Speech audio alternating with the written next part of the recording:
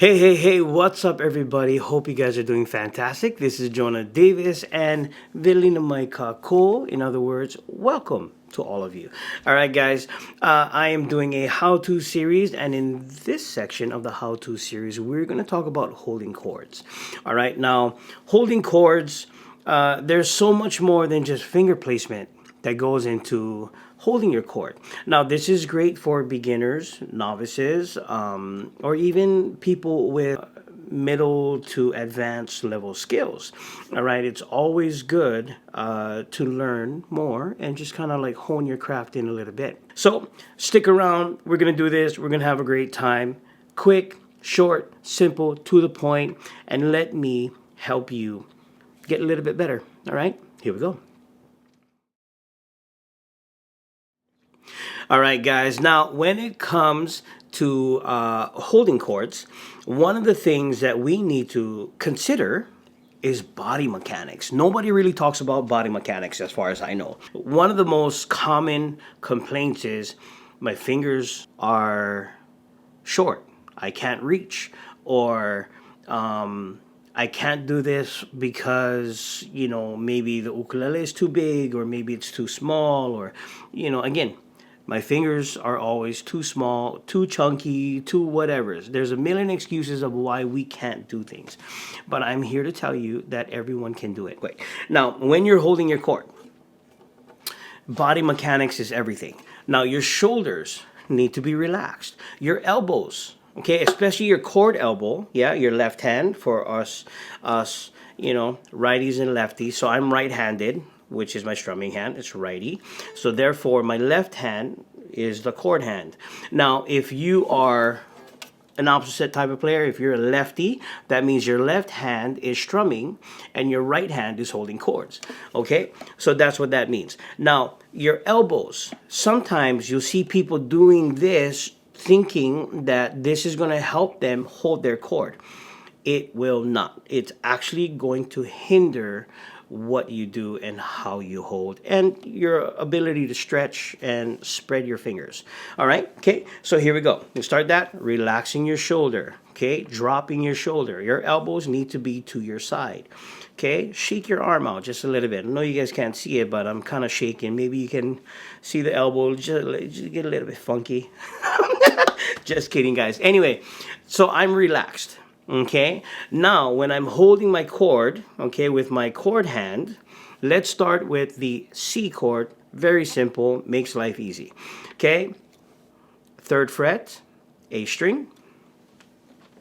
Now my thumb, is right here in the center. Yeah, I'm in the middle of my fret. Okay, now when I'm holding that, you see, I have space in between the neck and my hand. All right. Now I see this all the time. I see this. I see this. Right. Now, if your hand is like this, guys, it's very hard for us to move our chords or even make chords. Okay, because we're already taking up valuable real estate and the potential space. Okay. So holding your C chord, making sure that your hand is open so that you can see through it is very important. Now, the other thing about holding chords is, again, your wrist. Where is your wrist? Now, I shared this, and I say this again because I shared this in another video, all right, talking about your wrist. Now, your wrist, you want to be able to move your wrist forward, okay? Okay? When you're moving your wrist forward, it allows you to get more pressure into your fingertips. Okay? Now, when you're holding it like this, chances are you're pressing really hard with your thumb. Now, when you're pressing really, really hard with your thumb, it makes it very difficult to put strength in your fingertips. Now, our strength needs to be in our fingertips in order for us to put the right amount of pressure into our chord. Now, if I am gripping and really just giving it and letting it happen with my thumb, all the strength will be in my thumb and not in my fingertips.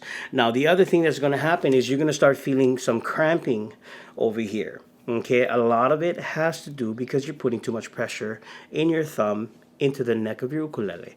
So it's starting to cramp here. Now, another characteristic of displaced pressure or strength is buzzing or a muted chord. Okay, that is telling me that there is no pressure in your fingertips. Now it can happen here, but it gets harder with more fingers you're using. So this is a B flat chord, E and A, C string, 2nd fret, and G string on the 3rd fret.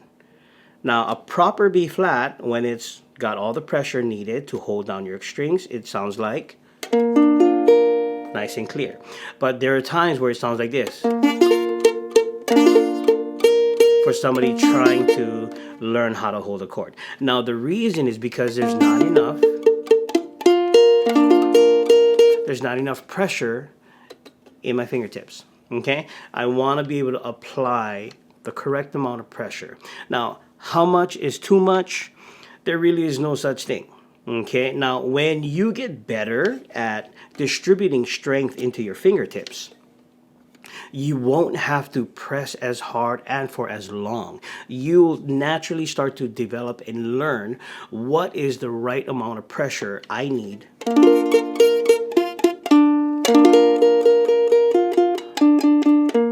to make a chord. Okay, so that's something that gets developed over time. So again, not a lot of strength. Don't be pushing and gripping and really pressing hard with your thumb. Okay, evenly distribute your strength into your fingertips.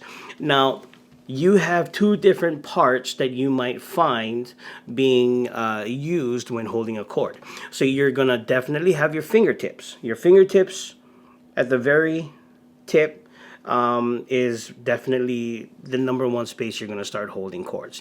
Now the other places that you're going to start using to hold chords will be the pads, all right, the under pad of your fingertip, or also the outer side. Okay, now on this part of your finger as well, especially when you're doing short bar chords. Now you could also be using the whole finger to do bar chords. Now bar chords are normally going to be done the whole bar with your index. All right, very rare will you use your middle finger or your ring finger. All right, so again, back to the basics. Thumb halfway through. Make sure you got some space in between your hand and the neck. Okay, if you can see through this space right here, you're in great shape. All right, now also your wrist moves forward. Okay, bring your wrist forward. It allows for more reach, more space, and at the end of the day, it allows you more strength in your fingertips.